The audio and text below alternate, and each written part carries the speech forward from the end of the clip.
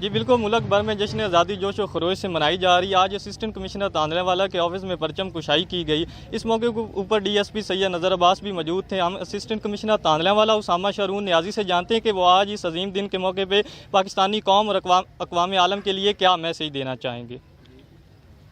Message جی بڑا clear ہے، جو ہماری قربانیاں دی گئیں اس کو ہم اسٹڈی کریں، اور جو فلاسفی تھی ہماری پاکستان بننے کی اس کو ہم سمجھیں اور اپنی زندگی میں اپلائی کریں۔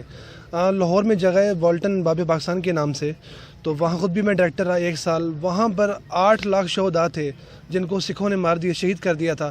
ان کی قبریں آج بھی وہاں ساری موجود ہیں، تو آپ وہاں جا کے وزٹ کریں اور آپ کو آئیڈیا ہو جائے گا کہ کتنی قربانیوں کے بعد جو ہے پاکستان بنا ہے۔ تو انفارچونیٹلی آج آپ دیکھیں تو ہر سیگمنٹ میں جو ہے ہم اپنی زندگی میں لیگ کر رہے ہیں، تو خدا را ہم آج بھی ہمارے پاس ٹائم ہے اس فلاسفی کو سمجھ کے قائد اعظم کی اور اقبال کی ہم آگے بڑھ سکتے ہیں۔